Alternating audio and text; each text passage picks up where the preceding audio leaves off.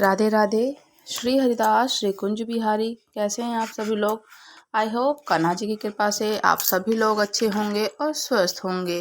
कार्तिक मास महात्म्यम कथा अध्याय 15 अहोई अष्टमी पूजन और एकादशी। कार्तिक मास में प्रयागराज की महिमा का वर्णन सुनने के पश्चात महाराज पृथ्वी ने नारद जी से कहा कि हे देव ऋषि, अब आप भक्त वत्सल भगवान की पूजा का विधि विधान बताने की कृपा करें। तब नारद जी बोले, हे राजन, एक पुरातन इतिहास कहता हूँ, सो ध्यान से सुनो। अत्यंत प्राचीन समय की बात है। कांतिपुर में चोल नाम का एक राजा राज्य करता था।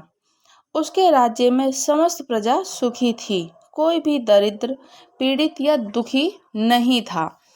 राजा के नाम पर उस देश का नाम चोल देश रखा गया। एक बार वह राजा मूल्यवान मणि और मुक्ताओं को द्वारा भगवान की पूजा करके वह मंदिर में बैठा हुआ था। उसी समय विष्णु शर्मा नामक एक ब्राह्मण ने आकर तुलसी दल और जल से भगवान की पूजा की। उसके तुलसी पत्रों से राजा की पूजा के मणि मुक्ता आदि ढक गए और ये देख राजा ने क्रोधित होकर ब्राह्मण से कहा कि हे विष्णु शर्मा, तुमको पूजा पाठ का कुछ भी ध्यान नहीं है। मणि मुक्ताओं से कई मेरी पूजा की शोभा को तुमने तुलसी दल से ढककर समाप्त कर दिया। राजा के अहंकार में भरे हुए ये कटु वचन सुनकर विष्णु शर्मा ने कहा कि हे राजन, अभिमान के वशीभूत होने के कारण तुम भगवान की पूजा के बारे में नहीं जानते। ब्राह्मण के ये वचन सुनकर राजा ने कहा कि हे ब्राह्मण, तुम दरिद्र हो, इसी कारण भगवान की पूजा क्या जानो। तुम क्या जानो कि भगवान की पूजा कैसे की जाती है? तुमने कभी भगवान का कोई मंदिर बनवाया अथवा कोई यज्ञ आदि किया? अगर यही बात है तो मैं देखता हूँ कि भगवान की भक्ति करके पहले तुम स्वर्ग में जाते हो या मैं जाता हूँ। इतना कहकर राजा ने गूगल ऋषि को आचार्य बनाकर बड़े बड़े यज्ञ आरंभ कर दिए और साथ ही ब्राह्मणों को बहुत सा द्रव्य दान देने लगा। परंतु विष्णु शर्मा सर्वदा की भांति माघ और कार्तिक मास में ही व्रत करता, तुलसी वन का रोपण करता, एकादशी का व्रत करता, ओम नमो भगवते वासुदेवाय का जाप करता और इसी प्रकार से नित्य प्रतिदिन यही क्रिया किया करता। भगवान की पूजा अर्चना करता रहा। वह उठते बैठते, चलते फिरते हर समय भगवान का स्मरण और नाम जप किया करता। कार्तिक मास में एक दिन विष्णु शर्मा ने जो ही रसोई तैयार रखी, कोई भोजन उठाकर ले गया। इसके बाद उसने व्रत भंग होने के भय से पुनः रसोई बनाई और भगवान का भजन करते हुए फिर सो ही गया। वो दूसरे दिन फिर रसोई बनाई और जो ही भगवान का भोग लगाने लगा, कोई फिर से भोजन उठाकर ले गया।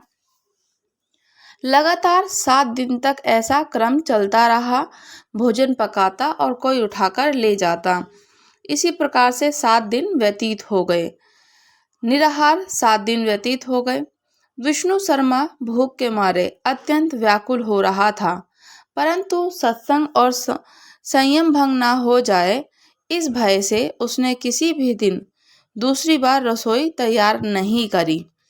8वें दिन उसने निश्चय किया कि आज मैं पूरी तरह ध्यान रखूंगा और देखूंगा कि भोजन को उठाकर कौन ले जाता है। इसके बाद उसने भोजन तैयार किया और एक स्थान पर छिपकर बैठ गया। थोड़ी देर में उसने देखा कि अति दीनहीन और दुर्लभ चंडाल, जिसके शरीर में केवल अस्थियां मात्र ही शेष थीं, छिपकर आया और भोजन उठाकर ले चला। उसे देखकर विष्णु शर्मा का हृदय द्रवित हो उठा।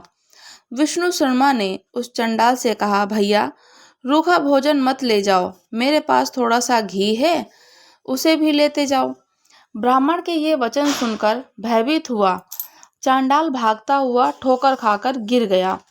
तभी विष्णु शर्मा भी उसके समीप पहुंचा और एक वस्त्र से उस पर हवा करने लगा।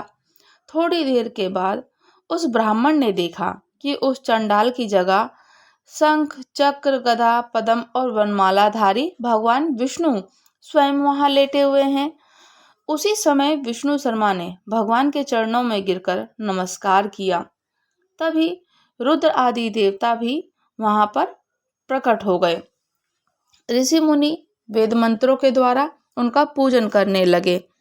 तब विष्णु भगवान ने अत्यंत स्नेहपूर्वक विष्णु शर्मा को आलिंगन करके उसको अपने साथ विमान पर बिठाकर अपने साथ बैकुंठ ले गए। चोल राजा भी यह दृश्य देख रहा था।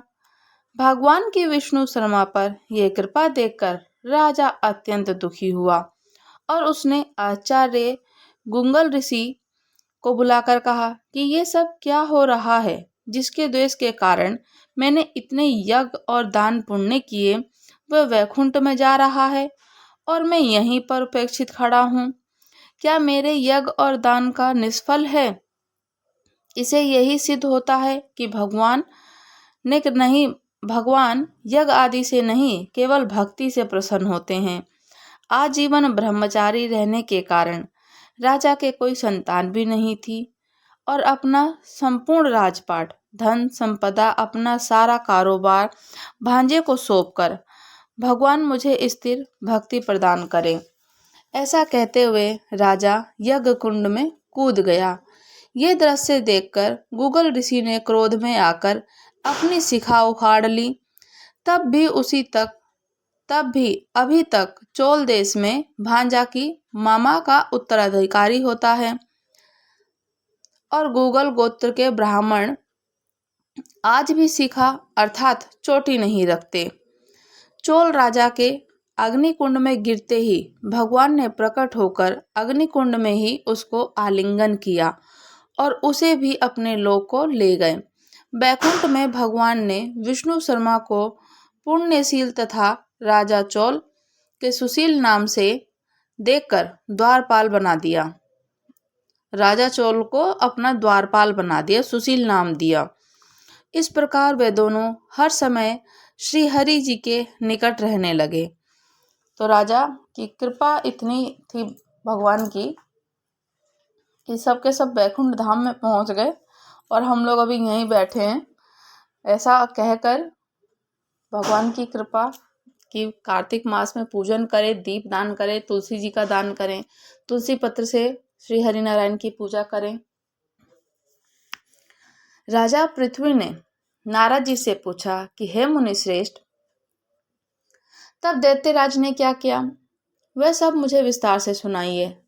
नारद जी बोले कि मेरे चले जाने के बाद जलंधर ने अपने राहु नामक दूत को बुलाकर आज्ञा दी कि कैलाश पर एक जटाधारी शंभु योगी रहता है, उससे उसकी सर्वांग सुंदरी भार्या को मेरे लिए मांग के ले आओ। तब दूत शिव जी के स्थान पर पहुंचा, परंतु नंदी ने उसे भीतर सभा में जाने से रोक दिया, किंतु वह अपनी उग्रता से शिव जी की सभा में चला गया और शिव के आगे बैठकर दैत्यराज का संदेह कह सुनाया। उस राहु नामक दूत से ऐसा कहते ही भगवान शूलपानी के आगे पृथ्वी फोड़कर एक भयंकर शब्दा वाला पुरुष प्रकट हो गया, जिसका सिंह के समान मुख था। वह नरसिंह ही राहु को खाने चला।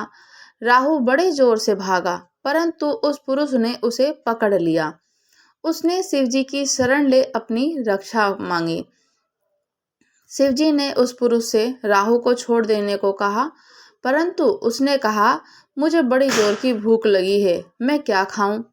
तब महादेव पिताजी ने कहा, यदि तुझे भूख लगी है तो शीघ्र ही अपने हाथ और पैर का मांस भक्षण कर ले। और उसने वैसा ही किया। अब केवल उसका सिर शेष मात्र रह गया। तब उसका ऐसा कृत्य देख शिव जी ने प्रसन्न हो उसे अपना आज्ञा पालक जान अपना परम प्रिय गण बना लिया और उस दिन से वे शिव जी के द्वार पर स्वर कीर्तिमुख नाम का गण होकर रहने लगा। कार्तिक मास महात्म्यम कथा अध्याय 15 समाप्त हुई। राधे राधे। श्री हरिदास श्री कुंज बिहारी। अगर आप लोग हमारे चैनल पर नए हैं तो चैनल को लाइक शेयर सब्सक्राइब करना बिल्कुल ना भूलें और मुझे कमेंट्स करके ज़रूर बताइएगा कि कथा कैसी लगी। राधे राधे। श्री हरिदास।